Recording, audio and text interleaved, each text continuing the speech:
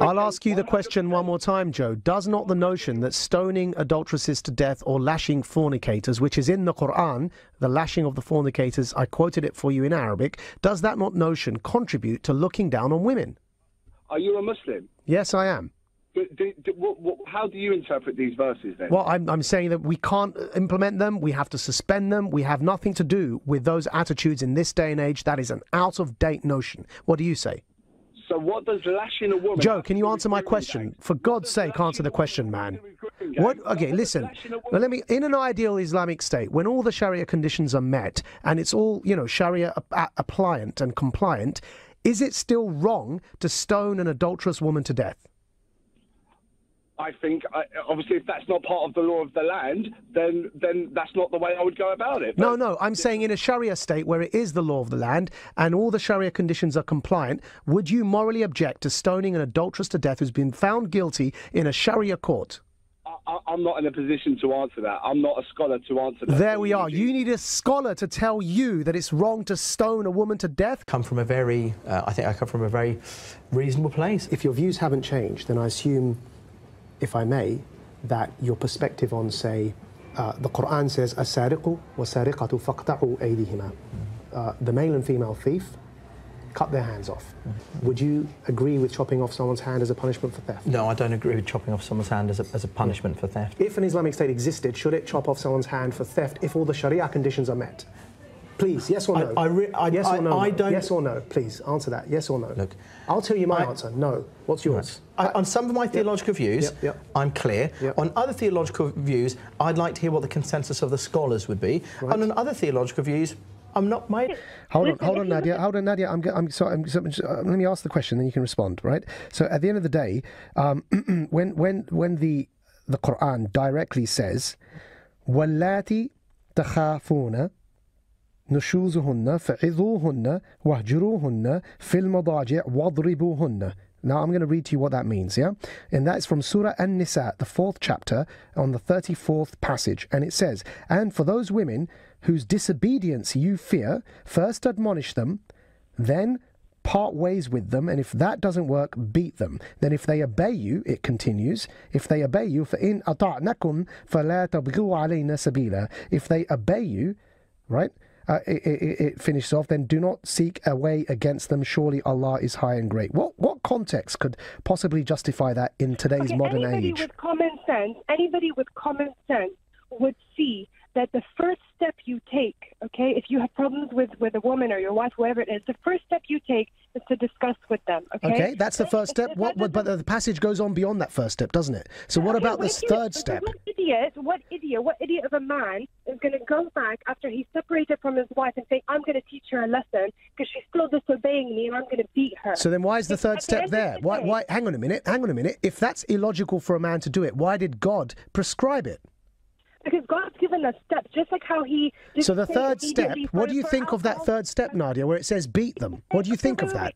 Just like how he didn't say, in the first instance, that alcohol is haram. Initially, he said, do not pray while you are intoxicated. Yeah. Everything comes in stages so that people can use their common sense and their reason, which God has given us. Okay, secondly... No, before you get to the secondly, answer the firstly. Nadia, whoa! The secondly doesn't matter yet, because you haven't answered the firstly.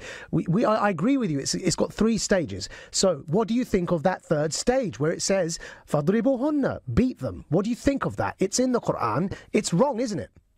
There's a lot of hadiths to support ayahs in the Quran. If one was to go and look at that... I'm going to ask you for a 4th time. Is it wrong that the Quran says husbands can beat their wives?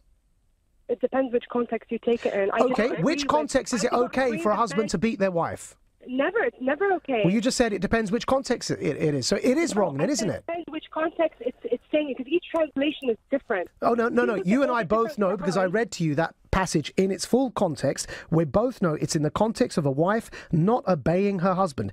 I'm asking you specifically, Nadia, what you think of this passage that allows men to beat their wives. Is it wrong? I'm saying it's wrong. Do you think it's wrong? Yes, it is wrong. Right, so... Of course it's wrong, and I told you it's wrong. But at the end of the day, majority of these people that are going around doing these extremely sick things... No, I'm not asking you if it's wrong to beat your wife. I'm asking you if that passage is wrong. In that Quranic passage that I read to you, I'm saying it's wrong, it must be abandoned. What do you think? I cannot agree with you. There we are. There's the problem. At the end of the day, I am the first person who will defend women's rights in Islam. Oh, wow. Not to say that what is mentioned about beating women is correct, but there are reasons why things have stages, because it should never get to that stage in the first place. But sometimes it's okay then. Secondly, this whole Wahhabi mentality of teaching people out of fear, teaching them women to be suppressed. Okay. Yeah, well, sorry, Nadia. You can't blame it on one sect. Wahhabism, sorry. You know, you're blaming it on one sect when even you couldn't condemn that passage. Would you like to live in a Sharia state? It depends where it is. I've been. You wouldn't like this country to become a Sharia state? I don't think it would. Would you like it to be? Obviously, I would like to live under Sharia. And in that, you would condone stoning of adulterers, for example? No, not necessarily. It's a far bigger issue, Jeremy, than this. You cannot just pick and choose bits and bobs of the Sharia. It's a very broad issue. The social strata, the circumstances have to be So what if the ideal Sharia for this to take conditions? What place. if the Sharia conditions for stoning were This has nothing to do with the education. Let's look at the education. No, but thing, that's which what's is being what this taught in the is all schools. about. So It's not being taught if in the Sharia schools. conditions for stoning the adulterer were It's met, not being taught in then is schools. that something in principle we should condone? It's not being taught in schools. If we cannot sit on Newsnight and openly say that in principle we don't condone the stoning of adulterers or the chopping of the hands if Sharia conditions are met anywhere in the world, then we've got a problem. Because I would condemn that in principle. This is not what we were here to You do, discuss. presumably, don't you? You do condemn the amputation of hands and the stoning to death. If it's not according to a due process of law in any situation, So if it's by due process, it's okay to stone people to death. death? The fact is that these things are not taught in schools. No, Ibrahim, sorry, I've worked in schools is for it okay 30 to years. stone people to death by due process? This thing is not taught in schools, right. and that's what we're here to discuss. I'm pleading with you for the sake of my son, who's 13, who's in a Muslim-only school that I have no choice over because I don't live with him. If his teacher is unable to condemn stoning in principle or chopping off the hand in principle, I worry for the future of my son. Please set an example as an educationist and come out and say that you stand for human rights and values, liberal values. You're right to worry, because these things should have no place in school, because children don't understand these things. You know as well as I do. But you can't that condemn on national television. As well as I do that it's a very, very complex issue. It is not black and white. And it's what Crispin Blunt mentioned this morning, that when things are put into a black and white situation, those who are in the grey area could well be pushed towards the black area and the dark arts.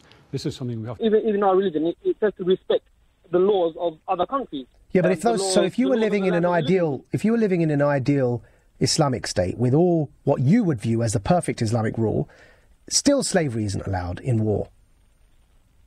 Because it's wrong, morally. No, I understand what you're saying, but I wouldn't. What do you think? Agree. I wouldn't completely agree with you on that, because I don't know much about that field. I mean, well, no, even in Islam, you know, in terms of slavery, it's okay, but then there's limits of how you treat the slave. I mean, you can't be treating the slave like a minor, like an inferior person. You have to treat them equally. At the same time, in our scripture, it says this and it says that. Mustafa, come on. Dude, listen, the whole country and perhaps people around the world have just heard you say that as long as you treat your slaves equally, it's okay. Abbas, were the Taliban a terrorist organisation?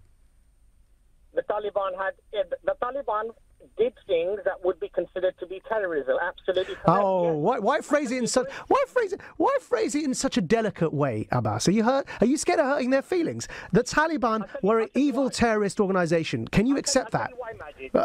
No, Abbas, are the Taliban an evil terrorist organisation? Answer the question. Yeah, please do. Please do, without being delicate about it. Please just tell us what you think. Yeah, I'll tell you exactly what I think. I think terrorism is when you terrorise innocent people, regardless of whether you do it from B-52 bombs from 30,000 feet, or whether you do it from 5 or 10 feet away. It's all terrorism. The mothers that lose their children, Majid, and pick the pieces of their children up out of those buildings, they don't care whether it was a Taliban or an ISIS, or if it was a UN or a United Nations or an American or a British bomb. So the Taliban, the UN and the US are as bad as the Taliban and ISIS, in your view, yeah? It's all, sorry, say that again? UN and the US and the UN and the US are as bad as ISIS and the Taliban, in your opinion. Did I say that? Well, you just said it's all terrorism. Does that mean that I equate them to be exactly Well, I don't the know. same? You tell me. I've asked you whether you can say in one sentence, Abbas, I'm going to ask you one more time before I have to move on. In one clear sentence, can you accept my statement and repeat it after me? The Taliban were an evil terrorist organisation. I'm not going to repeat that.